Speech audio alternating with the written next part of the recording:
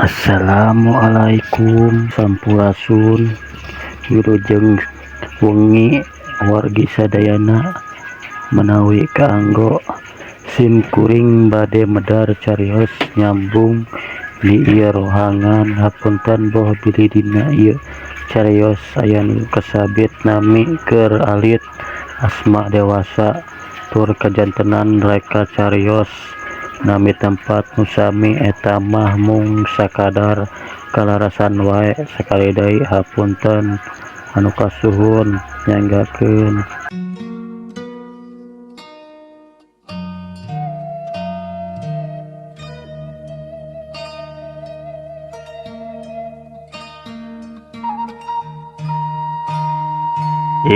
Nasib hidup teh bet asa kieu-kieu teuing, sangsara kudunya taya menyatna. Da usaha mah jeung ikhtiar ieu teh eukeur padahal, tapi mani taya parobat. Mangkasam lir umpama anu nganaha-naha hirup teh bet kieu bae, teu beunghar-beunghar, susah jeung susah we anu karandapan. Kocapkeun kaayaan di imah harita teh ngadadak pinah gempeur lantaran nyirika budak anu bungsu ngadadak geuring panas. Budak sasambat ka bapana, mana bapak?" Cek nyirika bari dikompresan tarangna ku citis. Pinah ngomong ka anak nu cikal nyaeta Asep, "Jang, pangmeserkeun kontrak SIM 2000-an. Cuk kangge si Nyai dihidap panas ieu meuni nyempret." Pinah bari gancang ngasongkeun duit kencering 1000-an ka anakna. Asep teu kaleket duit teh geuwat dicokot sarta gancang indit ka warung. Tapi samemeh nepi ka warung, Asep bet pasarandog jeung budak lalaki duaan pantaran nana. Eta budak lalaki anu duaan teh jigana bae teu reseupeun ka Asep, malah saurang di antara laweun ngaledot suku Asep anu keur lempang bari semu sinis sikepna teh. Asep diledot sukuna ku eta budak langsung keheuleun gara-gara diledot sukuna hampir bae arek labuh. Tong sok kitu euy, ngaledot sagala kawing teh gara-gara maneh we ngarek labuhnya. Cek Asep bari melong ka eta budak lalaki. Ari si budak lalaki beuki ambek anu bieu ngaledot ka Asep terus balik deui lempang nyamperkeun, malah bari terus nyarekan sagarupa, "Naon maneh teh? Maneh wani ka aing, Asep?" Cek eta budak lalaki bari nongtak rah bajuna Asep sarta metakeun leunna nonjok pipina Asep. Hiu cetot. "Aduh!" Asep muringis bari nyambak pipina nu nyeri ditonjok. Eta budak lalaki teh beuki ngotot ka Asep. Tumeh Asep teu bisa ngelawan. Terus ngomong sumumuyup, "Kolot maneh mah teu sengsara euy Asep, sakolahan teu sia maneh teh polontong we ka aing koplok. Sakola tuh euy, geus gede era sakola mah." Asep dihina mah sorangan teu jadi matak, tapi mun kolotna dibabawa hatina jelas teu tarima rai nafsu.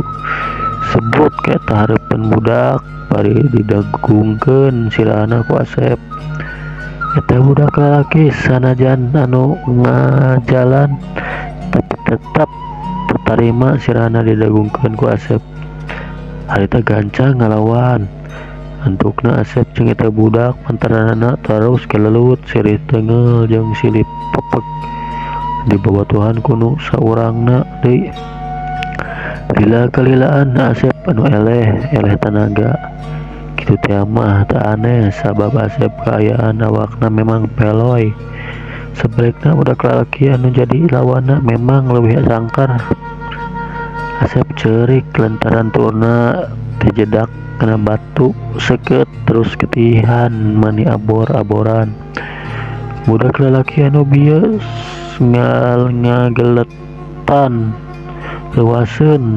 ngagelutan leuwaseun nempo Asep itu terus duanana lompatan jauh terus ngiles lebah pengkolan. Keur kitu saenggeus budak duana lompatan jauh meh teu katempo deui mangkasam tembong nu rojol balik tas di pasar dagang.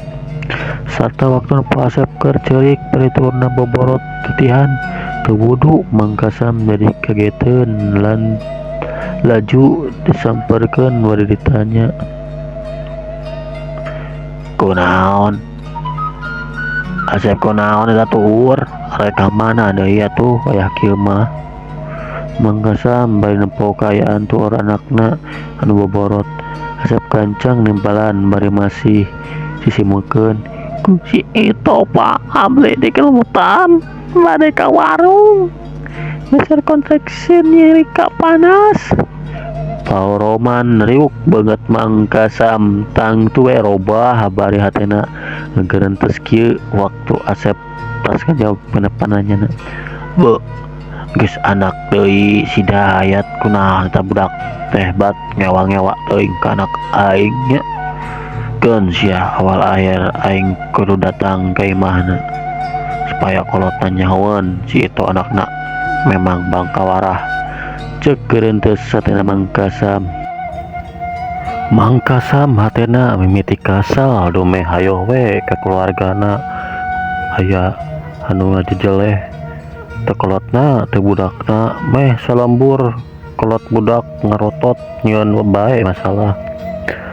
Mangkasam atukna anu jadi ka warung meuli obat teh sekalian jeung meuli salompas oge betadin geus ngubaran suku Asep anu baboran ku getih teh. Waktu balik ka imahna langsung ngomong ka biina anu kaget waktu ningali Asep boborot sukuna teh. Ku Mangkasam dijelaskeun pangna Asep kitu teh alatan digelutan ku itu budak Mang Dayat, malah dicaritakeun arek terus diontrog kayeuna keneh sabab tuman diantepkeun mah. Biina nalika ngadenge salekina arek ngontrog teh gancang dipegatan sabab teu panunjueun hatena mung sekudu terus papanjangan masalah budak gelut. Pampangna mah saraheun bisi ku batur disebutkeun tukang ngagugulukeun kagorengan. Biina pok harita gancang kedalisan. Geus Kang Kasam teu kudu diontrog gitu segala rupa ngelehan we urang mah bisi terus papanjangan. Hoream kami mah keur hirup teh ripuh dereng keteh ku batur diomongkeun tukang ngagugulukeun kagorengan. Cek Biina nagerakeun ka teu panujuan hatena ku sikap salakina harita. Tapi Mangkasam memang geus gilig pikir arek kontrog. Mangkana harita caritaan Biina teu dibaro.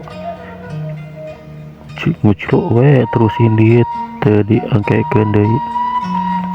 Nah ari si Kasam lain aya kadua gerak ka cai beberesih kalakah ngadon ngucluk mawa karep sorangan diomongan teh ku pamajikan.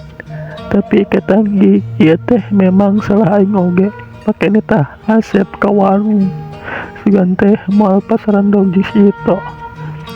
Karunya teuing anak aing bet kudu ngarandapan hirup kieu abongkena ka anak jalma teu boga.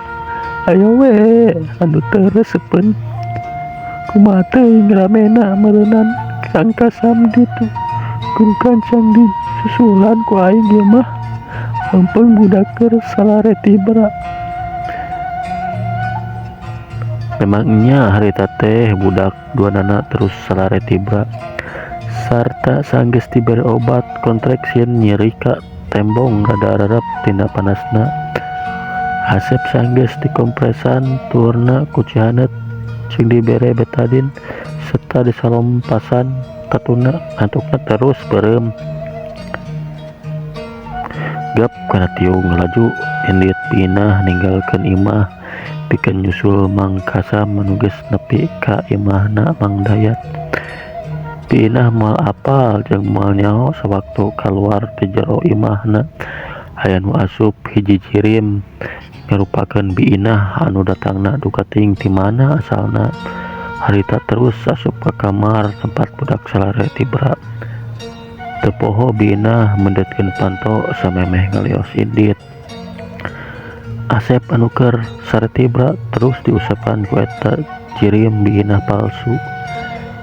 Panon biinah palsu netep seukeut ka Asep dina tetepan anu pikasieun mun seug bareng aya jalma anu bisa nangenan kana eta kaayaan. Rupana mah memang tetep biinah tapi sapasang panonna gede meh sagede cengkol. Disidik-sidik mah sarta hideungna bubule lengan ka luhur teu bisaeun museur cara manusia anu hari inetep. Saengeh biinah seri sorangan bibirna nalika seri bet jebel kegigir bari katingali huntuna marencos jiga huntu ragaci. Jeung deui beungeut biinah ieu mah lalaunan robah jadi beungeut nini-nini sakujur awakna buluan segede curug ramo-ramona kukuan paranjang.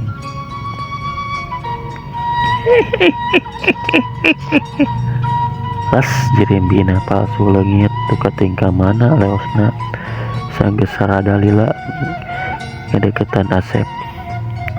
Caturkeun ayeuna Mang Kasam nu keur aya di imahna Mang Dayat langsung ditanya ku pribumi lantaran kaget. "Aya naon Mang Kasam? Langkah-langkah ayeuna ka dieu bari taya ibar ti anggalna heula. Leuwas yeuh kami," cek Mang Dayat. Bimaya selaku pamajikan Mang Dayat kadenge milu mayeran ku caritana. "Nya, aya naon atuh Mang Kasam teh? Leuwas-leuwas. Bi oge bet milu kaget ieu teh yeuh ku kadatangan Mang Kasam." Mang Kasam nelang ngarenghap narik napas panjang. Saterusna kadenge mimiti cumarita ngandalkeun lisan jeung ngagerakeun pamaksudan anu sebenarna. "Kieu yeuh Mang Dayat, oge bi saacana kuring hampura. Tujuan kuring ka dieu taya lian memang arek nyaritakeun hiji hal ngeunaan anak kuring anu poe ieu digelutan ku budak Mang Dayat. Nyatana kujang ito ngan hampura yeuh. Sekali deui dumeh kuring wani ngomong langsung ka kolotna. Lain maksud rek guguluan bedah budak gelelut. Tapi lantaran budak Mang Dayat teh geus ngindeng kitu ka Asep, kuel pangeh teu weleh wae ngotot ngajejeleh peda Asep di sakola. Ngajejeleh peda Asep anak jalma teu boga. Jeung itu mah mampu sakola da kolotna aya. Sidengkeun anak kuring puguh memang jalma teu boga kolotna oge. Sakola acan make papakean rudin. Awakna lempoy teu cangker kawas batur. Malah loba cicingeun tak wajar mun loba nu ngahina teh. Bimaya jeung Mang Dayat teh teuteup. Bimaya nu harita gancang nembalan. "Beuh, kutan maksud Mang Kasam ka dieu teh ngabajakeun budak kalelutnya."